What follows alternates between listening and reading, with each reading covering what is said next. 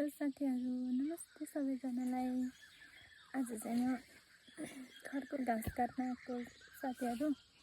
कस्तो बिहान पानी परेको थियो नि त, त्यही भएर खर पनि चिसो चिसो छ होला। त्यही पनि अहिले त सुकिसक्यो कि भनेर आएको। सुक्न पनि सुक्यो, घाम लाग्यो। अहिले चाहिँ बिहान पानी परिरहेको थियो हल्का। यस्तो कचियाले खरको घाँस काट्छौँ। कोही तिर चाहिँ सादा हँसियाले काट्छ, हाम्रो यतातिर चाहिँ यस्तो कचियाले यस्तो खरको घाँसहरू काट्छौँ हामीले।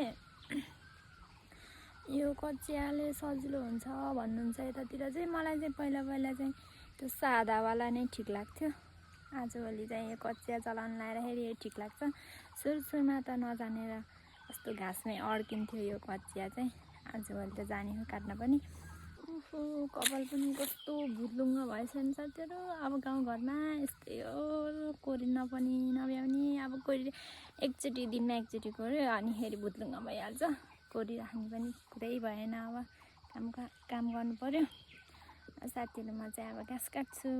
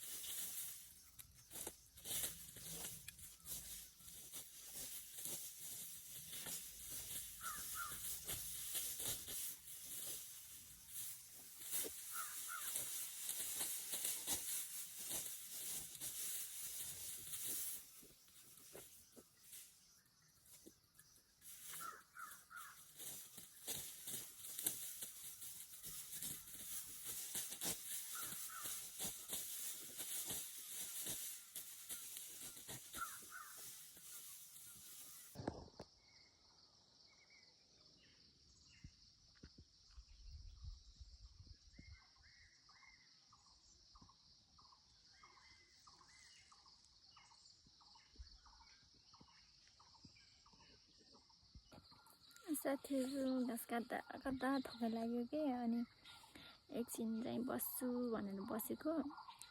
घाँसको बारी चाहिँ पुगेको होइन, बल्ल आधा बच्छ होला। त्यही पनि थकाइ लाग्यो अनि एकछिन बस्छु भनेर बस्दिएको। कस्तो आनन्द के यो ठाउँहरू नै, कोही पनि छैन, सुनसान हो। अलि रुखहरू अलि धेरै नै हो, म मात्रै हो अहिले चाहिँ। कस्तो चराहरू पनि कराइरह, कस्तो आनन्द फिल हुने कि साथीहरू। घाम पनि कस्तो चर्क्यो हो अहिले त, घामले पोलेको पनि छ। घाममा त कस्तो घाम चर्क्यो, घाँस काट्नु पनि सकेन घामले गर्दाखेरि। त्यही पनि बारी त पुऱ्याउनै पर्यो, जसरी भए पनि पुऱ्याउँछु म। साथीहरू कति आनन्द भयो, अब चाहिँ थकाइ पनि मेट्यो। चराचुरुहरू पनि कराइरहेको, कति आनन्द के चराचुरुङ्गीहरू कराएको सुन्दा पनि आनन्द हुने कि मनैदेखि। अब चाहिँ म फेरि घाँस काट्छु गाइस।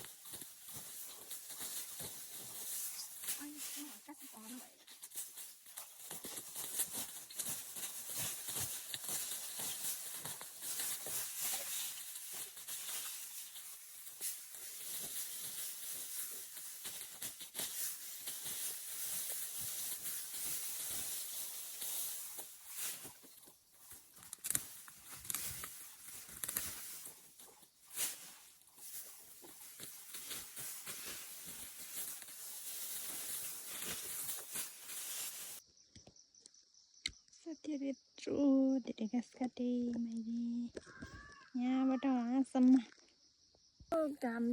घाम आँखामै टल्क्यो कि साथीहरू। अब म यत्रो घाँस काटिसकेँ, अब म मुठा बाँध्छु। फाइनली गाइसहरू मैले चाहिँ घाँसको बारी पुऱ्याएँ। अब चाहिँ म घाँसको बारी हाल्छु। 8वटा मुठा बनाएँ। कस्तो अनुहार जति पासेर टट्टाहा पोले रातो रातो भएछ सबै। म चाहिँ बारी हाल्छु गाइसहरू।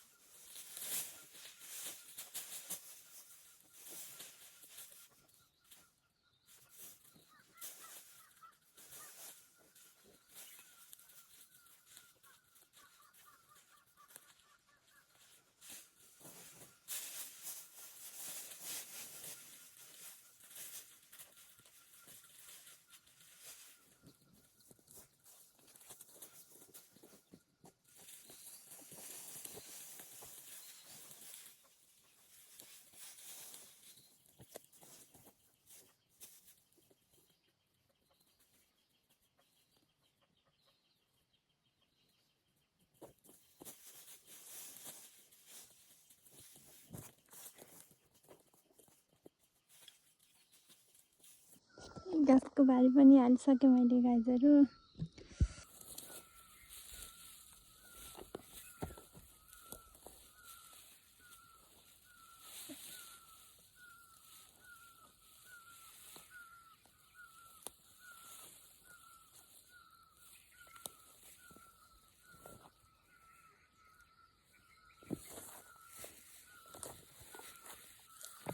घाँसको बारी पनि बोकेँ गाइजहरू। अब चाहिँ म घर जान्छु।